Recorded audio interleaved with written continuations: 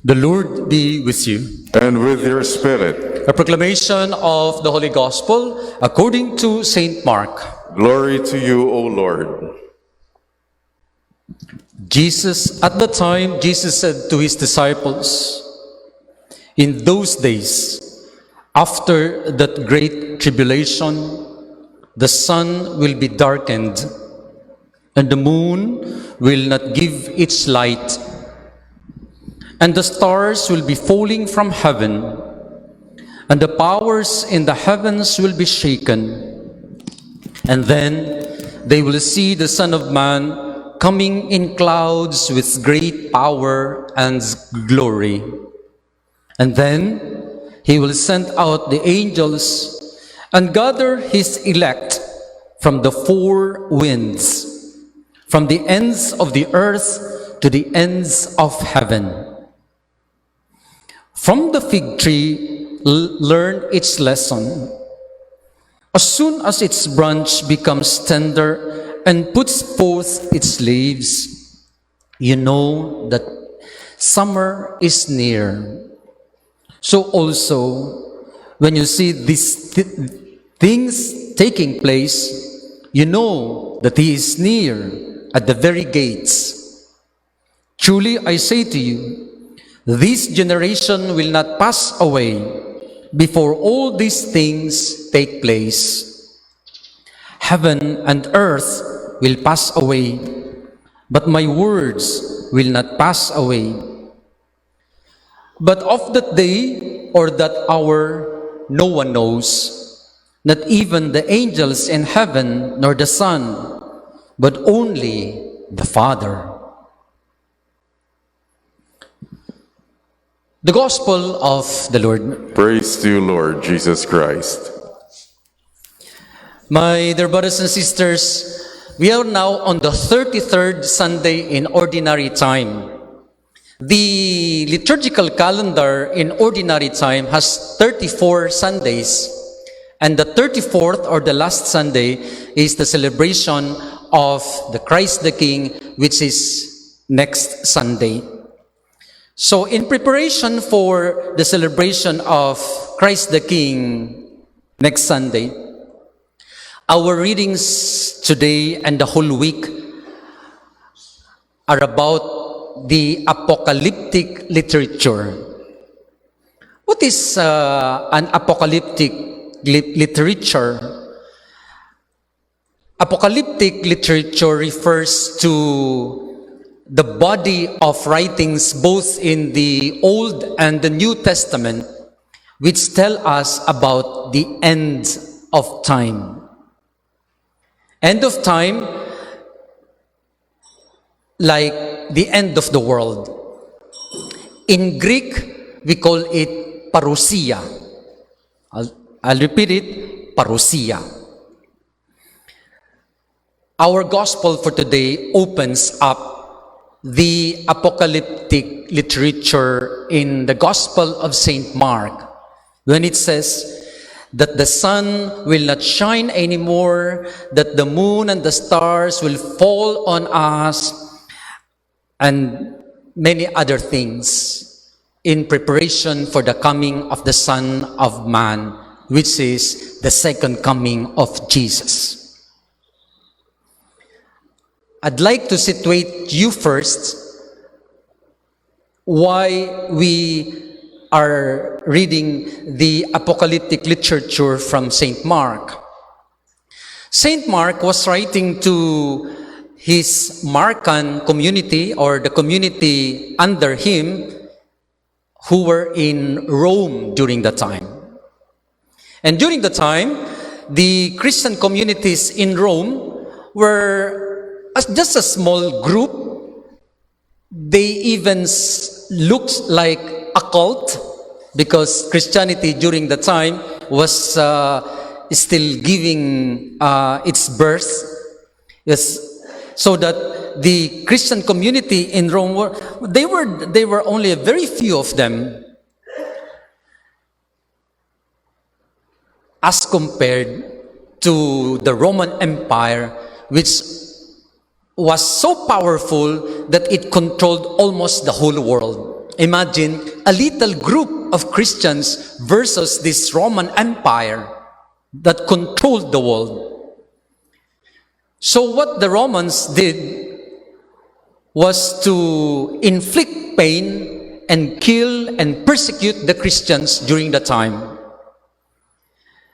In the process of persecution, we saw that many Christians were thrown into the arena to be fed to the lions and the tigers. Sometimes they were made into torches in the evening to lighten up the streets in Rome. They were decapitated, and many other things that were done unto them because of the persecution. So here was Mark telling the Christians in Rome during the time that their experience of suffering and pain are likened to the coming of the cataclysm at the end of time, which for Saint Mark was a preparation for the coming of Jesus. Do you know that the birthing of life is always preceded by pain, suffering, and sometimes even death? I think you, our dear mothers, who are expecting to give birth, there is the precedence of pain, of suffering, before you give birth to us. Sometimes, to give birth to a new reality means dying to the old. And the whole world, and we experience it, that we need to experience pain in order to experience new life. Our situation for the past almost 2 years now, under the pandemic of the COVID-19, is likened to the experience of the Romans during the time of Saint Mark. But the pandemic is not just about a certain group, a certain country. It has inflicted the whole world. And so, the good news that the church is announcing in this liturgy for this Sunday is the same. We are under the pandemic, and inside the pandemic, some of our loved ones, members of our families, passed away. Some are still struggling in hospitals, in quarantine areas, and isolation facilities. I myself experienced the COVID virus, being positive some time ago. The pandemic is likened to the experience of the Romans, of the experience of the Christians under the Romans. We have been inflicted by pain and suffering, by death. And so the message of the gospel for today is not to frighten us, not to inflict fear and hopelessness, but rather a renewed sense of hope that in the midst of what we are experiencing during this pandemic, Jesus is not just about coming back to us, but He is still with us. He is with us in our pain. He is with us in our suffering. He is with us in our fears.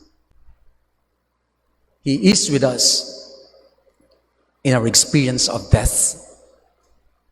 But today, the church is shouting a renewed sense of hope, so that even if we have this virus that we do not see, so that even if sin is besetting us, is attacking us, and tragedies may happen in our lives, like the cataclysm of nature, or accidents, or negative things that may happen to us,